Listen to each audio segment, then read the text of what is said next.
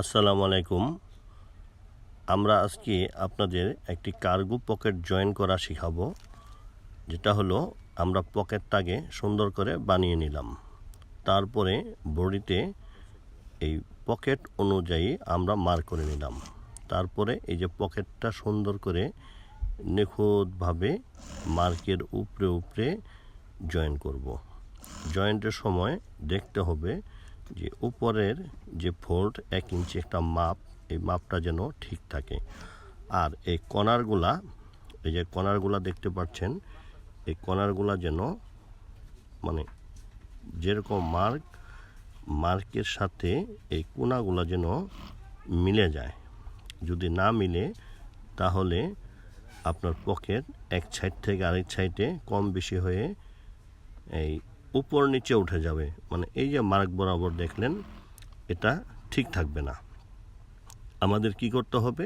Mark বরাবর join করতে হবে। তারপরে দুইটা সাইডে ব্যাক স্টিচ দিতে হবে, তাক দিতে হবে।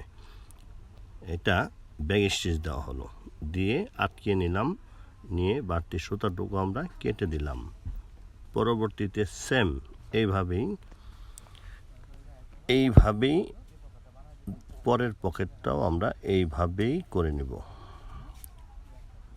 পকেটটা করার সময় যদি আয়রন ছাড়া হয় তাহলে আমরা এটা আয়রন লাগবে না। 1/2 ইঞ্চি নিয়ম হলো 3/8 অনুযায়ী 3 সুতা কিংবা 1 cm এই পরিমাণ মতো আমরা একুরেটভাবে ভেঙে নেব। তারপরে জয়েন্টের সময় আমরা একই জিনিস খেয়াল করব, এই কোনা, প্রতিটা কোনা, এইটার পকেটটা কোনাটা যেটা হয়েছে এটা হেক্সাগন।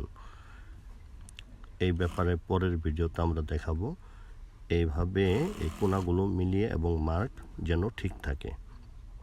আবার তাক দিয়ে দিলেই পকেটটা হয়ে গেল। আপনারা একটা জিনিস খেয়াল করে দেখবেন, পকেটটা লাগানোর পরে পকেটটা যেন স্ট্রেট থাকে, সোজা থাকে। যদি সোজা না হয়, প্যান্টটা যদি পরে, তাহলে এই পকেটটা বাঁকা দেখা যাবে। যার কারণে আমরা মার্ক করার সময় একুরেটভাবে মার্কটা করে নেব। আমরা এরপরে এখন ফ্লাপ জয়েন করব।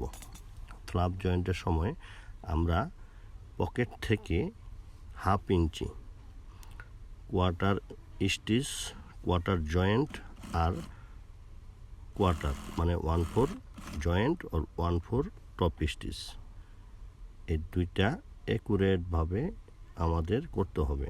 যদি উপরে নিচে আপ ডাউন হয়, উপরে যেমন জয়েন্টের সময় যদি আপনার ছোট বড় হয়, তাহলে আপনি টপ স্টিচ দেওয়ার পরে আপনার এটা সুন্দর দেখাবে না। যার কারণে আপনি জয়েন্টটা সুন্দর করে নিতে হবে। সুন্দর করে নেওয়ার পরে এখন টপ স্টিচ বলেন, 1/4 বলেন, চাপ সেলাই বলেন, আগে এটা আমরা দিব এবং দুই সাইডে ব্যাক স্টিচ দিতে ভুল করব না। দ্বিতীয়টা সেম, তাই এভাবেই আগে 1 ফিট দিলেই 1 ফুটই 1/4 হয়ে যায়।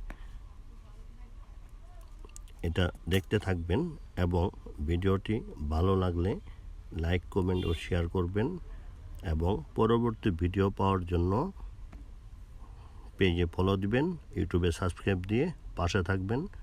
ধন্যবাদ।